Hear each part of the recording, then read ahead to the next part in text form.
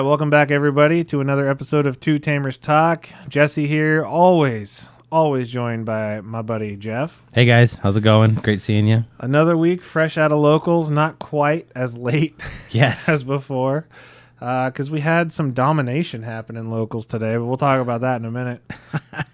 I did not as well as I thought I was going to do. I did play the Machine, which I still think is a really good deck. It is, man. But what a showing tonight. We had 18 people tonight, as always. Like we're averaging between like 16 and 20, sometimes a little over.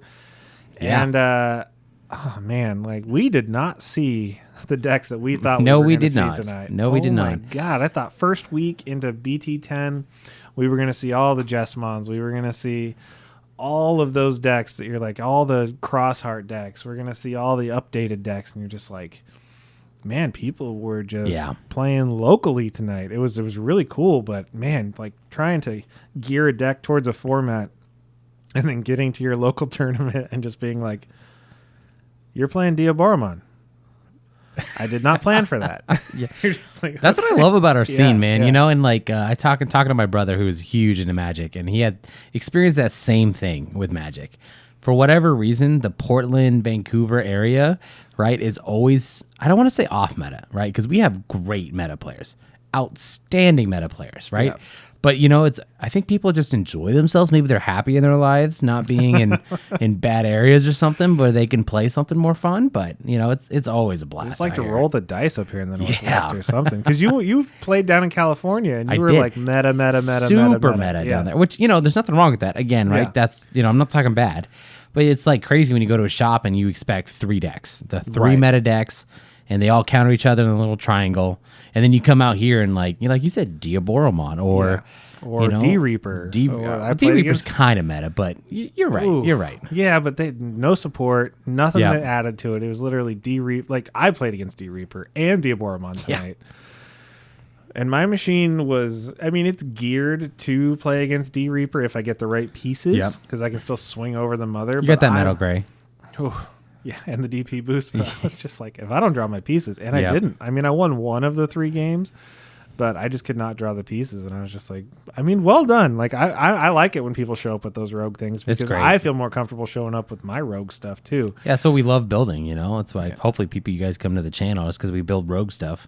Yeah, so just because we build stuff that for the channel that, like, is good for the meta. Yeah. I mean, doesn't mean that we play against the meta at all. Well, we got to learn how to play the deck and how to play against it so that way when we build our road decks, we, you know, have some backbone, you know, some ground to stand on, right? But I also played a really good Minerva Loop deck tonight. That was Stay tuned. That's coming on the channel. That's going to be on the channel. Super soon. As soon as we get his butt in the studio, we've already contracted that. That's going to happen. That's going to be here. Is. Yeah, so very excited. Very about that cool deck. If you are a purple player, so good. So that was my locals experience. I think we're just going to bow down to Senior Jeff over here. Yeah, he won pre-release tonight, or not pre-release. He won. I won locals tonight. Yeah. I won it all. So. Yes. Okay, let me start off by saying, right, so I'm really sad that we're not going to have the commentary episode this week. We are not. We are not. So we ended on 3 rounds because the second and third place, whoever I would have played in the finals, ended up drawing. Yes. So I was only undefeated. Yes. At the end of the night, which is crazy. But let me dive into what I was playing. Which wasn't terrible because we've gone so late on these nights with 20 people that we play 5 rounds and then we don't have to, but we like to come back and record this, but we're so tired because it's like 11 o'clock at night. We've played 5 rounds of Digimon. Our brains are fried. Our brains are fried. So tonight I'm very happy that you just killed it tonight and you went 2-0, 2-0, like you just blew everyone out of the water. Yep. I mean, my last round was 2-1. Yeah. You know, I had a really bad break, you know, so, but all right, well, let's just talk about it, shall we? Let's go. So I played Crossheart, guys. Yes, you did. So for those of you guys who are curious, the deck list is in the channel. It has been posted. It's been live for probably a week by the time it's recorded, maybe less than a week, something like that. Yeah. I did make one change. I'll get into that in a sec as we get into our next segment, but no, my matchup was great. You know, round one I went to against Grandis. You know, I'm always terrified of that matchup. Oh yeah. I mean, just the pure aggression, the OTK, all gas. It is such a fast deck, and I just hit all my pieces correctly. Especially against a very serious green player that knows what he's doing. He's good with green. He knows green cards better than anyone. You know, like we just haven't got him on the channel yet. We're definitely trying to get him here. Don't worry. Just the timing's not working out. But, you know, like when, just when you win like locals and like stars seem to have lined every step of the way. Yeah. Like that's how it feels. Like that happens when I won EX1 with Machine Dramon. Like the fact that I even did a turn 1 Machine Dramon in EX1 against somebody, like that was stupid. You know what I'm saying? So you went second. I did go second, but turn 1 Machine Dramon and like just before won the game from blow there. Up and they're like, how'd you do that? Yeah. So like the stars just aligned for me today, which I hate to say that because I was playing Crossheart, which is the villain of the meta for sure, and I don't want to lose friends. I would rather lose every game and have a great scene and good people playing. But okay, so you played Grandis round 1. Who'd you play round 2? So round 2. So this goes back to when we first started as a shop. Yeah. Right. We're talking about the 4 original J's. You know, we all have J names for the 4 original players. So I actually played against, you got Jesse and Jeff here, right? I played against one of the J's round 1, the second of the 4, or the fourth of the 4 round 2. So he was really. Here's what I love about whenever I play against him. Right, he always tries to build something super anti-meta. Yeah. Right, like he is like, how do I tear apart the meta? How do I stop people? Like he knows the cards better than the people who are playing them, to the point where he's like, how am I going to best them? Right. Yeah. So I played against. I want to say. It's really hard to classify, but I would almost want to call it like a version of security control with a lot of purple, yellow, and stuff like that. And it was crazy when I hit Chaos Dag in security, he would get rid of all of my sources, so I couldn't material save, or because I wasn't deleted, right? So I couldn't, shout 4 loop, or I couldn't shout 5 to end the game like I've been doing a lot lately. But when he would Chaos Dag and all of a sudden I'm at 6 security in a deck that's not supposed to recover, right? It just felt like overwhelming advantage, like I had an extra safety net. So I think that was more just bad luck on his end. Round three was terrifying, and it's so funny. If you're watching this, he knows exactly what I'm talking about. We were joking.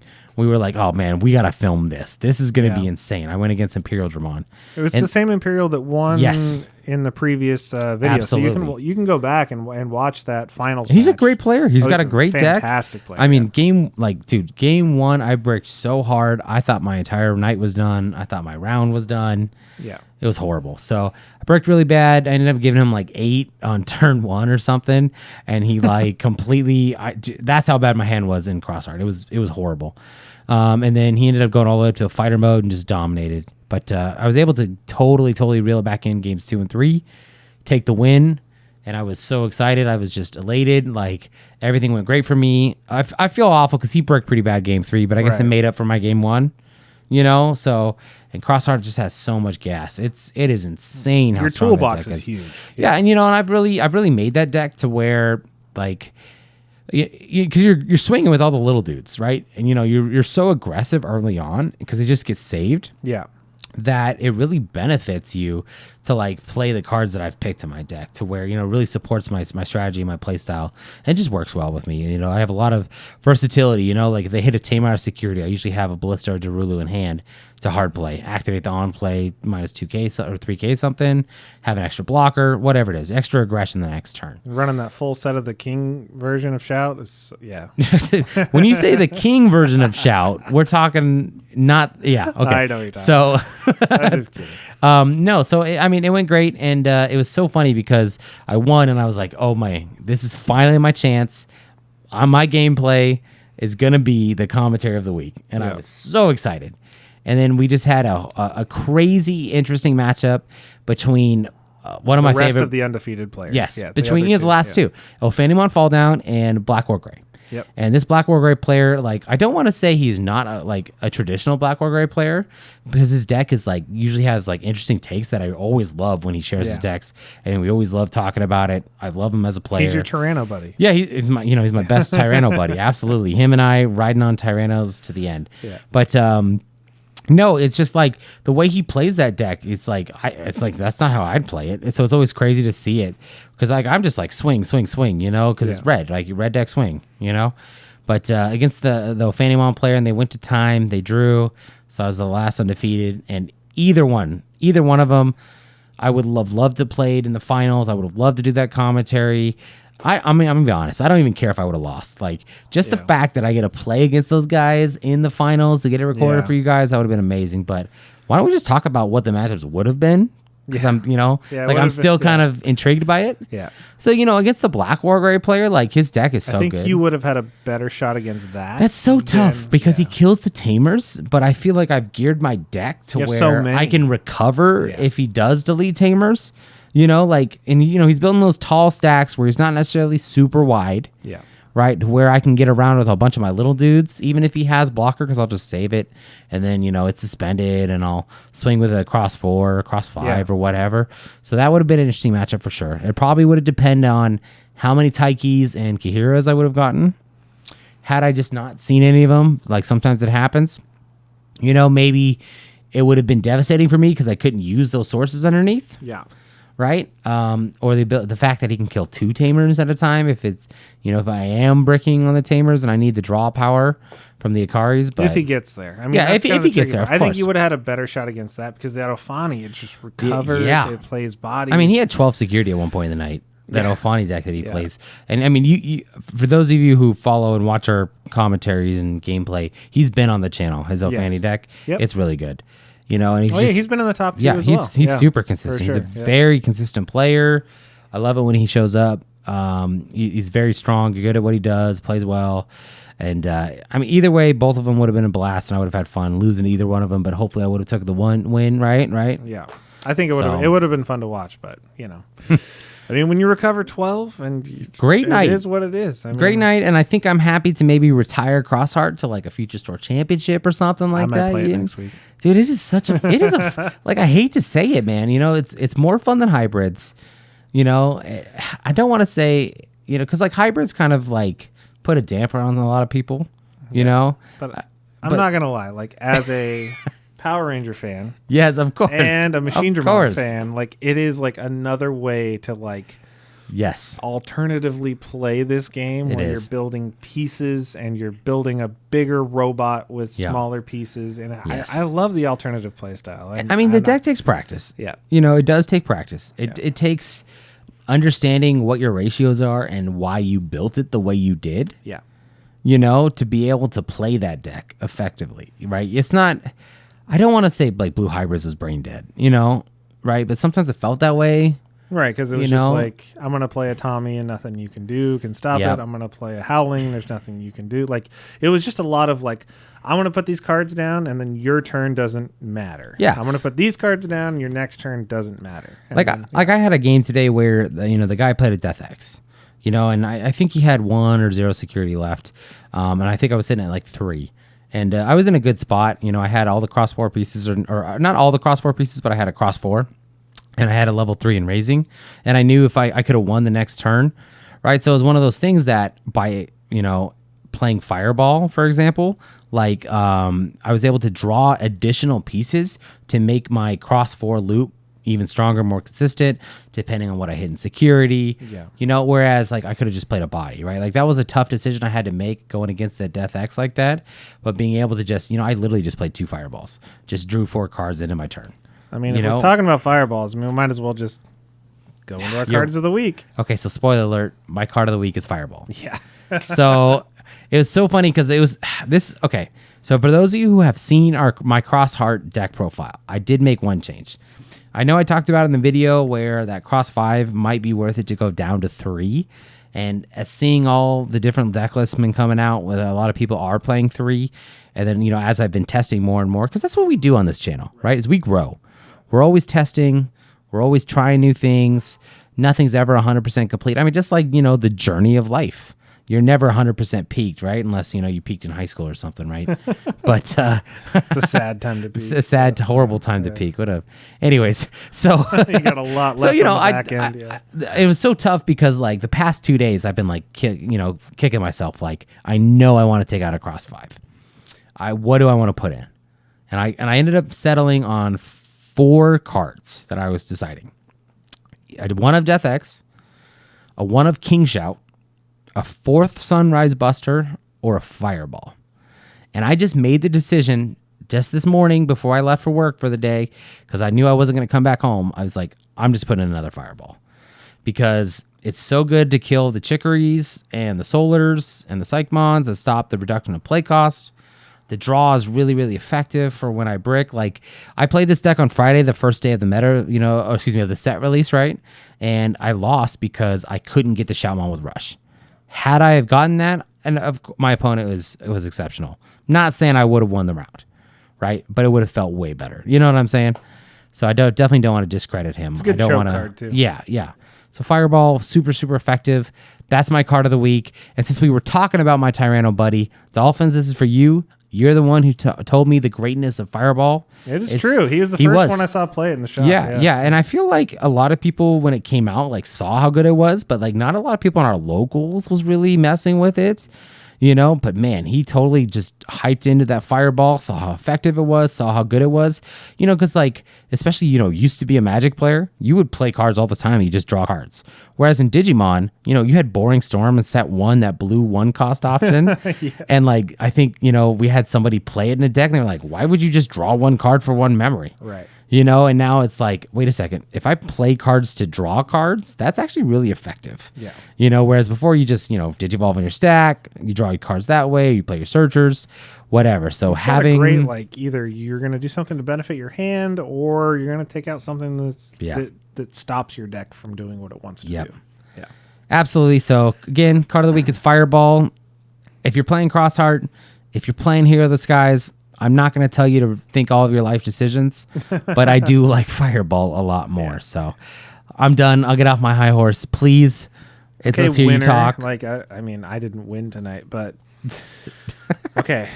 We're going to get into my card of the week. Yes. And I promise I'm going to stop doing cards of the week that all go into Machine Dramon. It's hard when that's what you've been working with all week, all right? Yeah. That's the card that's been inspiring you this card week. Also goes into so many good black decks. Like, you're talking like black blockers. You're talking about like I think some people played it in Alphamon. Yeah. I mean, you saw it in a lot of stuff. I think it's the best black memory setter in the game. Izzy. Not Izzy and Joe, who is good in this format. Yes, very good in this format. But I think normal black Izzy is just hands down one of the best memory tamers in the game, really, because it's the only one that really gives you that option. Like, a lot of times people will swing at your security, like obviously they're going to play their whole turn and they're going to get down to 0 memory, right? Like, they're going to try and utilize all the memory they can. Yep. And then they're going to start swinging because they're like, I'm going to play out all my bodies. I'm going to make all my Digimon as big as they can. Yep. I'm going to go to 0, and then I'm going to start swinging because I got all this stuff. And you can change so many games with this absolutely. tamer being hit in security. When they hit it, I mean, if they hit it in security, you just reveal all the top cards. Cool, it's my turn if they're all black. If you're playing an all black deck and you're not playing a black Izzy, rethink what you're doing. I know. Because it is such a strong card. Because at the end of the day, if you're playing an all black deck, completely 100%, it's guaranteed to be a 3-cost memory setter. Yeah.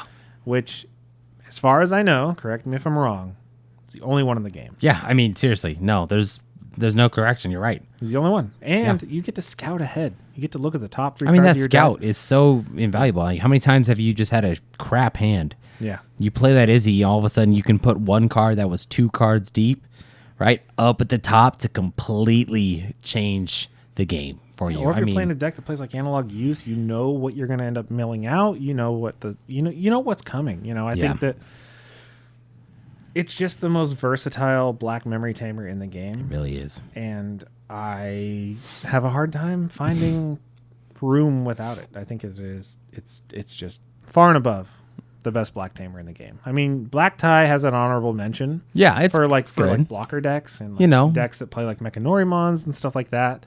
But at the same time, it's like it's really nice to have that 3-cost memory tamer. Because I think you're better off that return really fast. When I look at tamers like memory tamers, or even tamers that any tamer that returns memory to you. Yep. It's always about how fast do I get that return on the memory that I spent on it. Right. So if you're going to spend 4 memory on like an Izzy and Joe, right, it's going to take you at least 2 to 3 turns to get that return back. Yeah, you play it too early and they're still raising, in the raising area or whatever.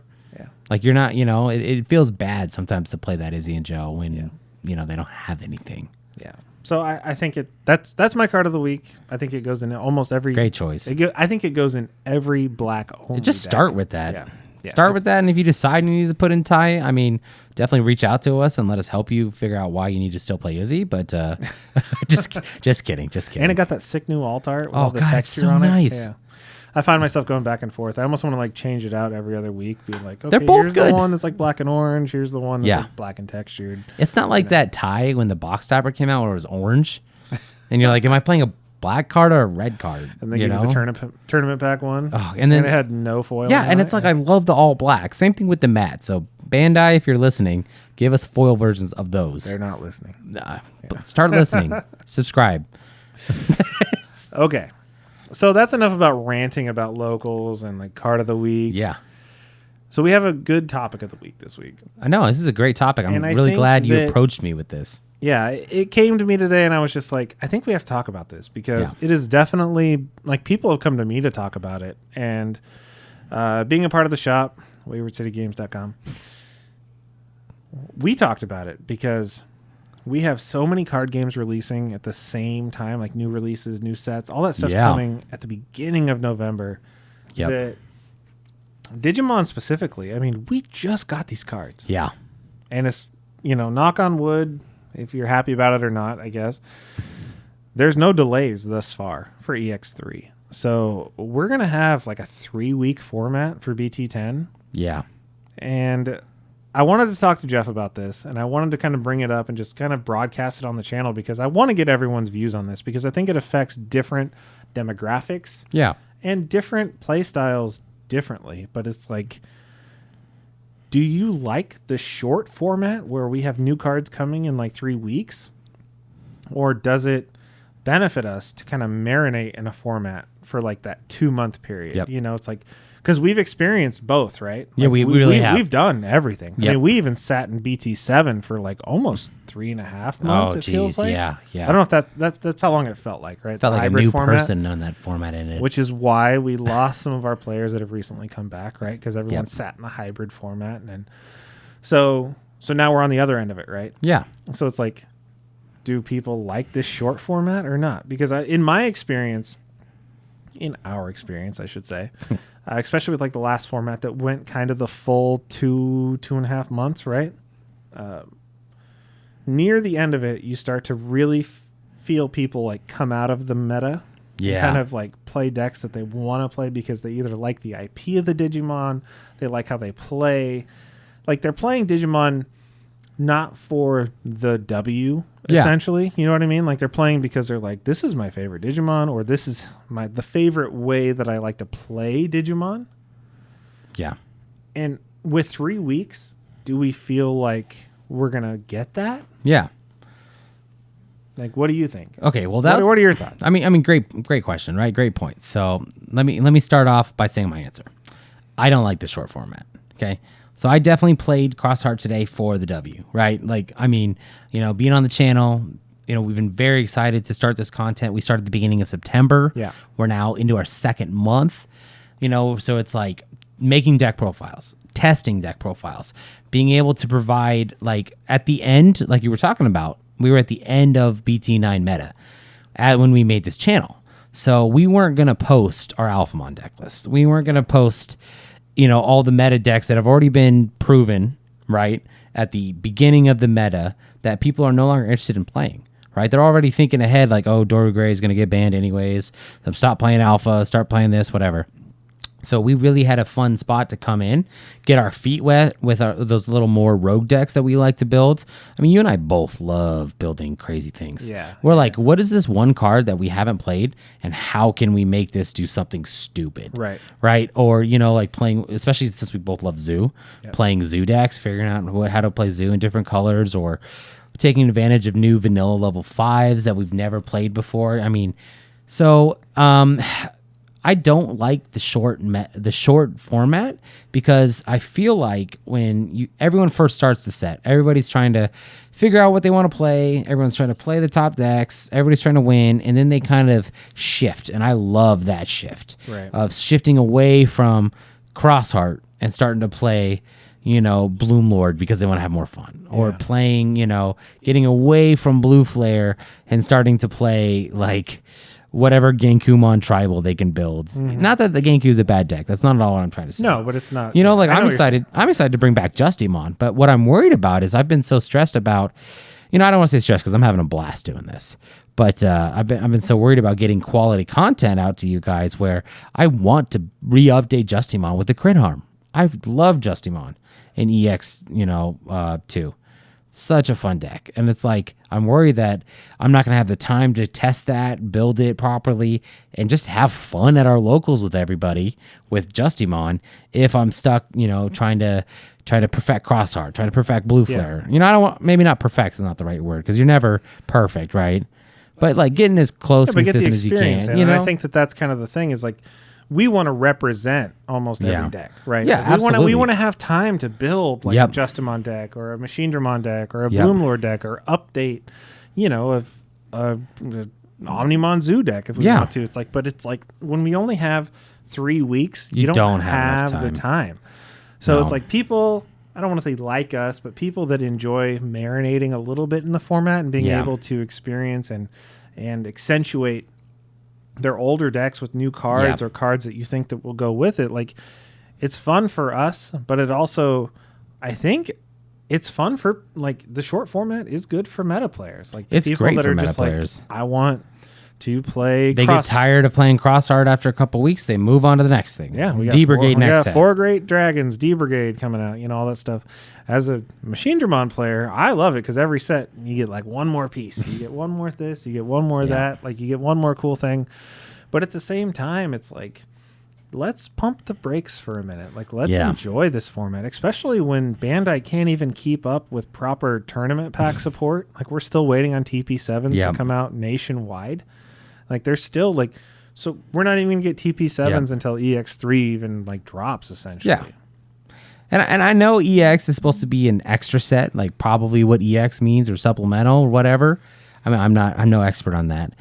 So I know it's not quote unquote like a full set. But it definitely changes everything. Yeah, like sure. I'm gonna build all EX3 decks. Like we're talking Aegis Dramon, we're talking 4 Great Dragons. Yeah. We got tons of loyal Imperial Dramon players that are so excited for Imperial Dramon to be in better colors. Sorry, buddy. A lot of those Imperial players, too, as a counterpoint, are playing Sakuya right now. Yeah. And they're not going to get their full time to enjoy Sakuya because they're like, well, my next thing is 2 weeks around the corner, and there's no more Sakuya support. Yeah. So it's like Sakuya will still be a decent deck, but at the same time, you're not giving these people like time to enjoy the cards that are going to be there. You know? And I think that another thing that goes into that, I mean, as people that spend way too much money on this game, is like if you're not a full-time worker with a good income, like does wallet fatigue enter in as a factor? I mean, we have a lot of younger players in our play group. Yeah. And so like we find ourselves trying to help out as much as we can. Like, absolutely. We always buy too many cards because, the shop, we open cards, we have extra, we have tons of bulk and this and that. But at the same time, it's like we're trying to help people out that are just like, this is a lot of cards all at once, and Digimon is not cheap. They just raised their MSRP up to, I think, like $105 a box. Oh, wow. And so there's a lot of wallet fatigue there, and I don't blame people that are like, I need to pump the brakes. I'm the same way. Yep. Where it's like, ideally, we would love to save for 2 or 3 months. 2 months. Yeah. Yeah. I think 2 months is like the perfect amount of time. Save 2 months, maybe buy a case. But it's like even us, we're like, do you want to split a case of this since it's only 76 cards, but at the same time, it's like tons of alt-arts, tons of fun decks. Yeah, there's a lot of good stuff, but it's like I feel for the players that are like younger because I remember what it was like to be super young and be into card games and be like, I would love to buy as much as I need, but it's like if you're gonna release new content that you need to stay up to date with the meta. Especially in different parts of the country that are super meta, right? Yep. Like if you're in California, like you need all the cards that you need for your deck. You need them day one of release to be able to compete in events or championships, whatever. Yep. regionals, nationals. I think it's an interesting conversation. I definitely think so too. But but like none of us want to be stuck in that long hybrid format. That was miserable. Yeah, that's the other side. Right? Like that's with the COVID delays and stuff like that. And so it's like, is this all to make up for that? Like, are they trying to catch us up to Japan? And I think that's been the talk since the beginning, right? Yeah, like everyone was wondering, are we going to catch up to Japan? Right, because that's the conversation that started when they were like 1.0, 1.5, right? Because they're like, we're going to give you 3 sets in 2. Yep. Because it's like, we're going to try and catch you up. But ever since then, they haven't really tried to catch us up until this. If they don't delay this set is going to feel like a really catch-up set where they're like, 3 weeks, boom, here's the X3. Yeah, no, absolutely. I mean, it's such a tough call, right? Like there's people on both sides where people are saying, oh, Bandai can't get their stuff together, right? They're delaying things. Right. And I understand where they're coming from. Again, that didn't bother me too much. And then there's people like us that are like, man, can we just have a little bit more time in the BT10 format? Like, we want to see what else we can do I feel like with we've this complained set. both ways. Maybe we're just never going to be happy. I don't know. That's why we're so invested in this game, right? Yeah. But I mean, if you're going towards it, I mean, would you like for those Japanese announcements and stuff like that we talk about on the channel all the time, all the reveals? Like, we know Japan's going to get it. We know that Japan is going to get the meta. Yep. We know that we're going to be able to see what they build we see their deck list. We see how they define things. Yeah. But how would you feel, though, if everything was still in real time? Like, if we got same releases as Japan, like, is that the goal? Do you think that that's a good thing? Man, you're just on fire with these great questions tonight. It's like you planned this or something. But no, I don't plan anything. I know we totally just winged this. We just like a conversation. But I mean, like, us. If you're talking about bans, right? No, if you're talking about all the stuff that they banned before it even hits the U.S. or right after it hits the U.S., right? Like, we talking about. Well, did you get a chance to play in that Bandai lobby when they did that little beta test where like you got a pulse mod for participating? No, because I didn't want to participate in anything that took away from playing in real real time. Yeah, and I'm not a fan of any online clients for this game. Gotcha. And I know that like half of the audience is going to slay me for that, but I love our in-person our in-person community so much that I feel like I don't want to see like a Magic the Gathering arena or Pokemon Online kind of stuff because I feel like it might remove players from playing in person, and I'm not a fan of that. Well, I'll save this for another topic, but the point I want to make is that how great would it be if you could, as these cards come out, play at the same time with Japan and like play with people all around the world where it's like we have the same meta, we have the same cards, but ultimately I do not think they're going to be able to catch us up. They're so far ahead. And I think they're going to continue to stay far ahead. Bandai is a Japanese company. That's their Digimon's biggest market. I mean, as a home base, right? So far, I definitely think the U.S. can overtake Japan in market, right? Like we have such a loyal fan base. People love this game. I think people are just waiting for Digimon to be, a global franchise, kind of like Pokemon, where like all of a sudden all of the games like Scarlet and Violet come out in 2 weeks. I'm excited for those. I know it's blasphemy to talk about the rival on the channel right now, but that's just an example of where like it would be cool if we could be all at the same time in the time frame, but I don't think we're gonna get there. And it's kind of nice in a way. But wouldn't you rather be one set behind? I think one set behind would be the perfect number. Yeah. One set behind because like it feels like we have BT10 in such a short format. We're talking 3 weeks. We're talking BT12 reveals. We're talking EX4 title. We're talking all of these cards that Japan's already have where I feel like I mean, do you feel like the same way we're always just looking ahead? Yeah. And we're just like we're almost there, but we're not there. And we're always feeling like what's up next instead of enjoying the moment more. So it's a tough call. It's also such a huge impact on the market, right? Because it is. It's absolutely crazy when you see these prices jump. Like, I mean, I'm just going to say the word Machine Dramon again because it's like for the last 2 sets that they've revealed in Japan, right? They're like, here's a Chaos Dramon and a Chaos Dramon X antibody. Yeah. And every time they reveal it, all the cards just shoot right They just up. keep buying Machine Dramons or they keep buying Altards or whatever. So it definitely has an impact on the way people buy cards. It has an impact on the way people play the game. It has a good impact on just everything that if you're invested in the game, the way that you're looking at the game moving forward. Because it is nice to be like 2 or 3 sets behind, just in the fact that you're able to be like, I'm going to play that when that comes out, which is kind of a cool benefit, right? Because it's like you're in Japan, you're reacting to those reveals every single day. Yeah. You're like, I don't know what I'm going to play. And they're like, well, here's the new Imperial Dramon. And you're like, okay, well, that's what I'm going to play next week or whatever when it comes out, right? Yeah. So we have a lot more planning time. And at the same time, Bandai has a lot of time to react to overpowered cards. And so sometimes we don't even have to experience things like the white option.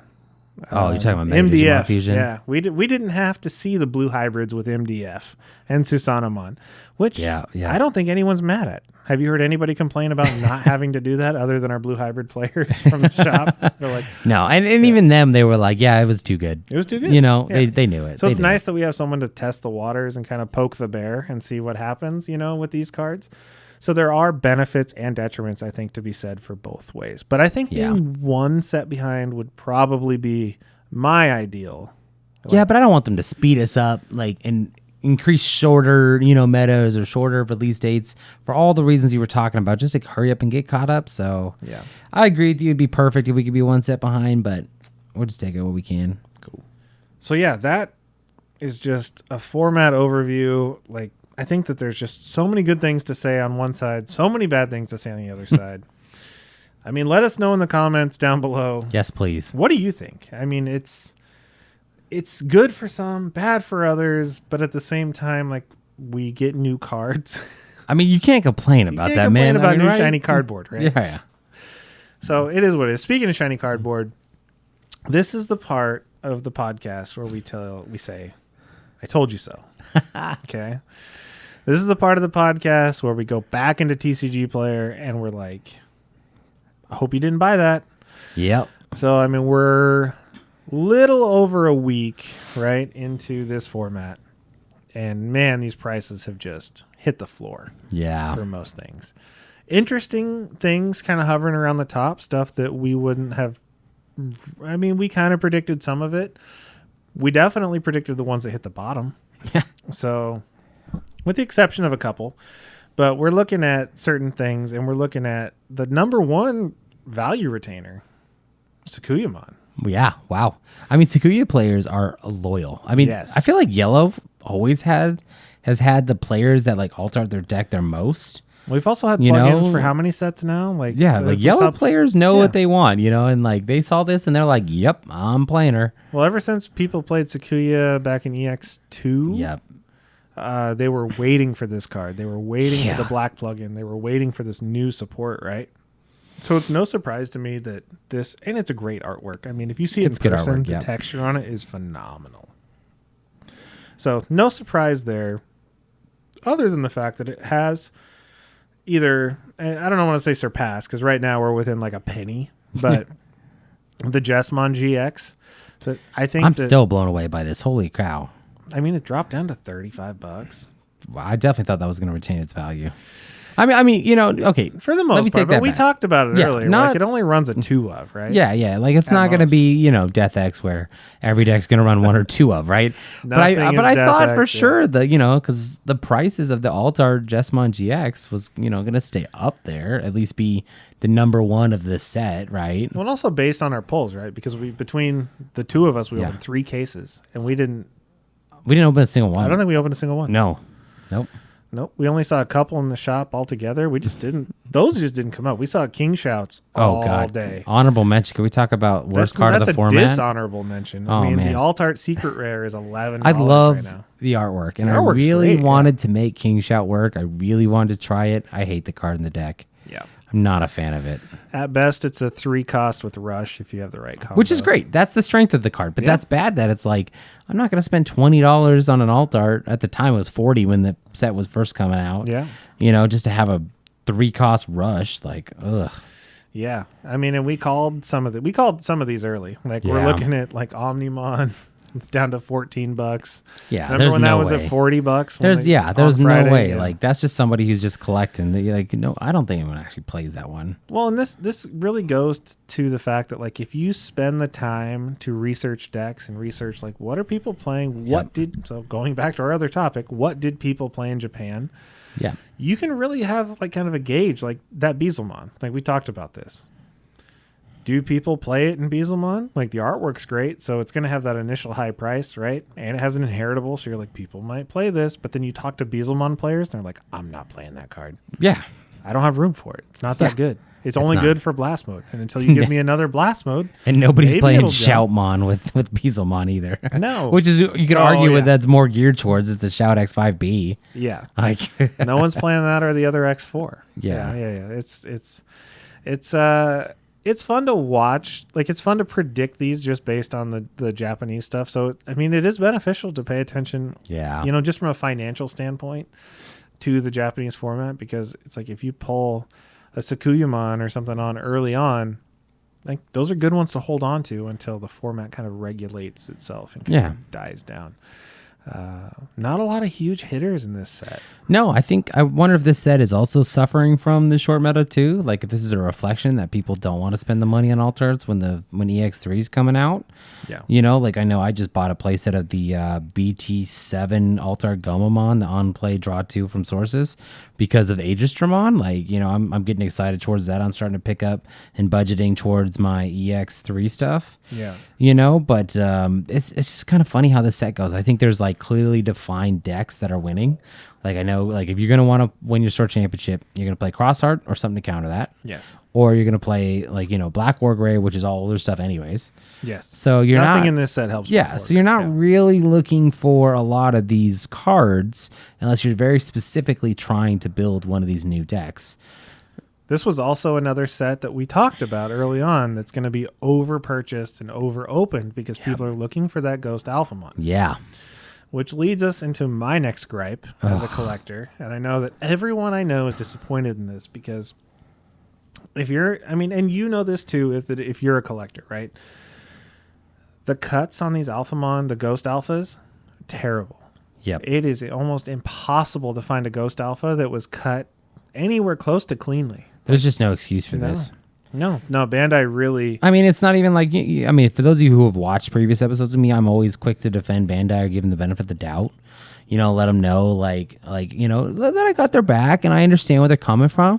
But this, no way. No, they screwed like, you up. have one chase card that is supposed to be the premier. The $1,000+ card. That is going to sell you cases left and right, sell you boxes left and right, that people are going to put every thumbnail to try to chase it, right? And you cut it wrong? Yeah. You cut it with like a dull cutter or something. I mean, I get mistakes happen. Do not get me wrong, but like, I haven't seen one that would grade better than 8 anywhere. I mean, if you guys that's have what one, you want with that. Get it graded. Like, if you have a gun, like, geez, could you imagine? I've been on eBay. Like, I'm a collector. I want one of everything, and I've literally gone, quote unquote, door to door on eBay, on Facebook. I've looking for Ghost all Alpha. These private messages trying to, like, send me a picture of the back, and every picture of the back, every single one, is not just whitening in the corners. Like, they just have crazy whitening just on the edges. So something was clearly wrong with Bandai's printers. Yep. Or cutters, whatever blades. Which is crazy because it didn't happen on any of the cards from this set. No. Like, this I can't... was clearly cut. This sheet of cards was clearly cut separately and inserted into this set. And something happened. Because I've seen live breaks where they're just like, they're scrolling through backwards. All of a sudden they see one that's just totally whitening around the edges. And of course that's the Ghost Alpha. Yeah. And you're like, what are you guys doing to your chase card in this set? So it really, as a collector... At least do that to the King Shout. It's just really discouraging, man. Like, as someone that like likes to collect everything, like the Ghost Omnis were so pretty, but you're sending messages to these sellers, and I'm like, I would love to buy it, and it's just like it's here's the picture and here's a disclaimer, like every Ghost Alpha, and it's like, I know they all look like that, but it's hard for me as a you don't want to spend that type of money or collector to like spend high dollar on something that I know is not going to grade higher than an 8 if I decided to grade it, because it's going to be one of those things that's really hard to resell later, because I don't know, in 8 or 9 sets or 10 years down the line, you're like, I got a Ghost Alpha, and they're like, let me see the back, and like then you're going to have to try and explain, unless they're like a hardcore collector and already know the history of it. But if you're trying to sell your collection as a set, you're like, oh, but they're going to be like, that's worthless. Like it's totally destroyed. You're like, well, they don't exist. And you're just going to sound like you're rambling and trying to like sell trying them. to justify. Like you shouldn't have to like convince a buyer to buy your high dollar card like that just because the back was bad. I mean, I'm always quick to defend Bandai, but this is just ridiculous to me. Yeah, it's so bad. And I feel bad for the people that are selling them because they're literally like, they're having to add those disclaimers on the end of every single message. Like, here's the back, but like everyone was every single one. So if you're someone like me that's actively trying to find one that's not terrible, I have sympathy for these guys. And I send them another message back and I'm like, I get it. But it just is what it is. And I just can't stomach spending that much money until I find one that I can live with being on my shelf. You know what I mean? So absolutely. So that's the end of our rant. That's the end of our I told you so's for the BT10 format. I mean, we got, I think, one more of these podcasts left before we're already into EX3. Jeez. So I think pre-orders are already starting to go up for EX3. Wow. So while we do the I told you so for BT10, we're just going to pre-warn you. Don't do pre-sales for EX3. Just wait because that's only like a 74 to 76 card set. There's not that much going on in that set other than some good alt arts. It's not even going to have as many alt arts as like EX. It's really not. Yeah. So it is what it is. Like, it's going to be a good supplemental set, but don't break your bank over it. Just save your money. We got BT11 coming out. That's hopefully after the first of the year. Yeah, take some time. Let us enjoy the holidays. That's the point we should have made. Like, it's so close to the holidays with November, with all of these sets coming out. Like, I know I'm dropping money on Brothers War. You know, like I gotta get those Transformer cards. It's blasphemy. God, heaven forbid, right? And it's like sometimes I like buying Pokemon too, but it's like, man, I gotta buy all of these sets, all of these cards right before the holidays. We also have another gift box coming. That's right. So if you like EX3, we have a gift box coming to your not so local game stores. It's going to be at your Targets, your Walmarts and stuff. So just like last year, but this year is going to be EX3. So you're going to have 5 packs of EX3, and then you're also going to have alt art reprints of cards that you probably don't want. There's even a Diaboromon. Once again, they're just shoving these Diaboromons down your throat without giving them any support. You know you love them. Yeah. People complained about not having another promo Diaboromon a year and a half ago, and now they're finally like, "Oh, here's another one. Here's another one. Here's another one." You remember when that promo was $80 a card? I should have sold them all. I totally should have too. Jeez. Because right now we're on the 3rd reprint. Yeah. Because we got an alt art, we got the Judge card, and then we got this reprint. So they've released 3 more. The Digifest one, right, too? Digifest / Judge, yeah, either one. Yeah, whatever you want to call it. So you get the foiled one, right? So it is they're just shoving these cards down your throat even though they haven't released any support for the deck. Oh, well. I mean, at least with the last adventure boxes, we got little like Digitama for the the little counters. little memory counter guys. Yeah. So anyways, look for that if you really want to get them. I'll get one sealed. I probably won't buy any to crack because the gift boxes typically have bad pull rates. But we got that, and then check out Premium Bandai because there's yet another Royal Knights mini binder collection with some good like. The level 3s are good. You got the Agumon from BT5 that searches it's like our the Greymon 5th or 6th artwork of that one. When you're talking about the red event pack 2, the pre-release silver one, the one that's not foiled in the Tamer Party 5, 6, whichever one was Tankmon and Vilemon. And like so yet another one for that. And then we get a Guilmon, the good one. The one, you know, we got the DC one. Or the Grand Prix promo. This is another full art promo for that. Yep. So draw 1 when attacking. Good one. Kudamon, my guy from my Kintorosmon deck. Yep. Hopefully they'll give us another Kintorosmon. There's some more good cards in there. Yeah. But that one I did not order a playset of. I might go back. I have plenty of time to go back. We got time. Thankfully, we got time on that one. But I don't want the binders. I wish they would just sell us the cards. Yeah, we don't want the binders. Yeah. All right. So that's pretty much everything that's on the market right now. And I have a feeling a lot of these cards are just going to continue to drop a little bit. I mean, the popular ones are going to stay popular, but I feel like the ones that are played or not played are going to kind of continue to kind of slow down because there's a lot of them on the market. So I think as Jess starts winning a lot more, maybe those sisters will grow. Yeah. You know, that's tough because you don't play like a full play set of them. You know, like we're kind of at that point in the game where you don't really. There's so many now. I know. Yeah, right. That's the thing. So. And I think that's why, like, because I was looking at going and buying some more double diamond for box breaking and stuff like that, but the sister mons have dropped because people aren't playing full play sets of the Blanc anymore. Yeah. It used to be a 4 of mandatory, like blocker, blocker, blocker. But at the same time, now it's like, now you want to gain memory. Now you want to digivolve when you play it. Now you want to, you know, trash 1, draw 2. There's a lot of things that you want to do. So yeah.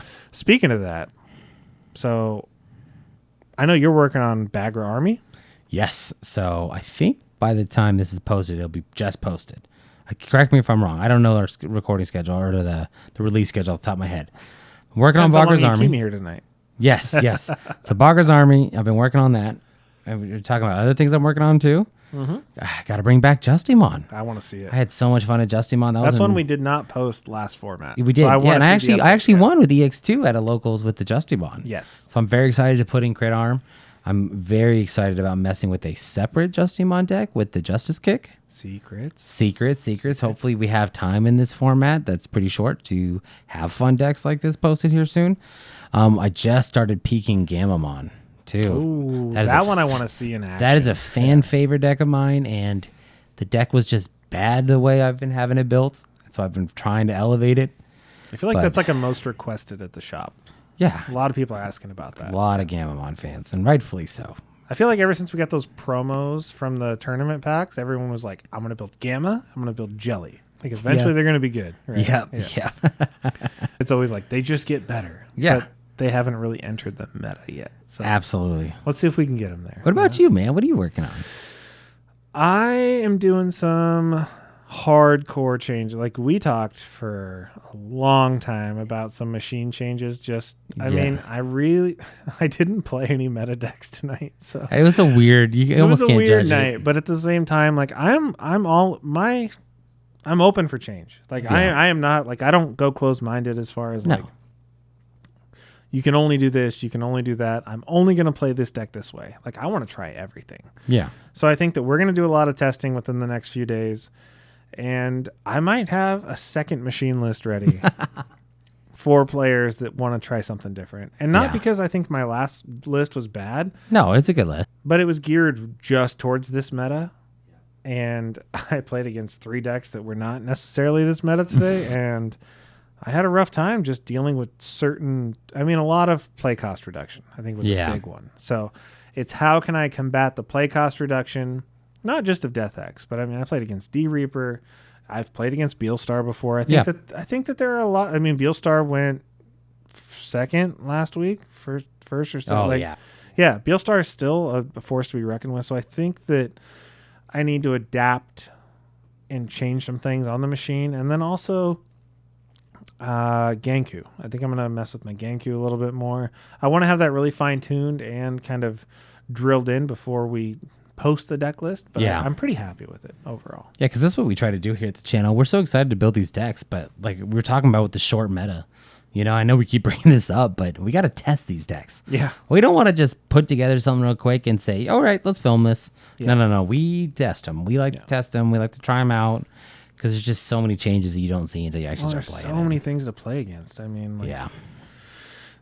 there's so many different options now, and especially just going into EX3, it's like, okay, well, certain things get better, certain things might fall by the wayside, but then like, you know, ST11 or BT11, like all of a sudden Black War Gray is back, and then you have to readjust for the big stacks again, and it's going to be, there's just all kinds of fun stuff.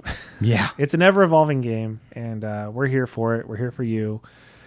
Please, by the way, if you're watching this and you have not liked or subscribed to the channel, it does wonders for us. So please make sure you hit that like button. Even more important, you hit the subscribe button. We love that interaction. We want to hear what you guys want us to keep making. We want to hear your guys' opinions. We want to hear all of your gripes. We want to hear it all. So Yeah, please keep absolutely. sending it our way. With that being said, I think we just need to call it for the night. Even Call though we it had an a night. early one. We've been ranting long enough. People are tired of us. All right, guys. Thanks for joining us. We'll see you next week. Same time, same channel. Catch us.